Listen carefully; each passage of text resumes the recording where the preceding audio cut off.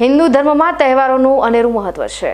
અત્યારે ચૈત્રી નવરાત્રી ચાલી રહી છે, જેમાં ભક્તો ઉપવાસ સાથે અનુષ્ઠાન કરતા હોય છે। નવરાત્રીમાં 9 દિવસ માતાજીના અલગ અલગ 9 રૂપોની પૂજા કરવામાં આવે છે, જેમાં કન્યા પૂજા કરવાનું પણ વિધાન છે, જેને લઈ ધાનેરા ખાતે સેવાકીય પ્રવૃત્તિ સાથે સંકળાયેલા ભારત વિકાસ પરિષદ દ્વારા અલગ અલગ જગ્યાએ કન્યા પૂજન કરવામાં આવી રહ્યું છે। કન્યાને માં દુર્ગાને પ્રતીક માનીને હિન્દુ ધર્મમાં પૂજા કરવામાં આવે છે। ધાર્મિક માન્યતાઓ અનુસાર નવરાત્રીમાં કન્યા પૂજા કરવાથી માં દુર્ગાની કૃપા પ્રાપ્ત થાય છે। ધાનેરા ખાતે આવેલ બાળ સંસ્કાર કેન્દ્ર ખાતે તેમજ સેવાભાવી તબીબ ડોક્ટર લાખાભાઈ પ્રજાપતિના નિવાસ સ્થાને 21 કન્યાઓનું વિધિવત રીતે કંકુ તિલક કરી પૂજન કરવામાં આવ્યું હતું,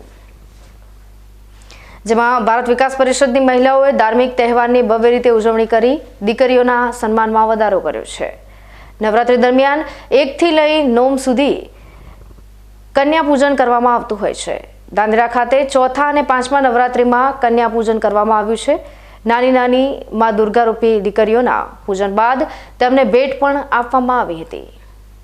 નમસ્તે, ભારત વિકાસ પરિષદ ધાનેરા શાખા દ્વારા આયોજિત આજે ડૉક્ટર લાખાભાઈ સાહેબને ત્યાં બાલિકા પૂજન કાર્યક્રમ રાખવામાં આવ્યો હતો, જેમાં 21 બાલિકાઓનું કંકુ તિલકથી પૂજન કર્યું અને એમને યથાશક્તિ ભેટ આપવામાં આવી।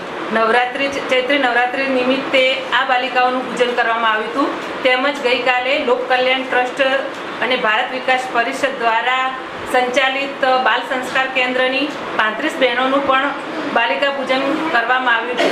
સમાજમાં ભૂલાતી જતી સંસ્કૃતિ અને ચૈત્રી નોરતાનું મહત્ત્વ જળવાઈ રહે એ માટે ભારત વિકાસ પરિષદની ધાનેરા શાખાની બહેનો દ્વારા આ સુંદર કાર્યક્રમનું આયોજન કરવામાં આવ્યું।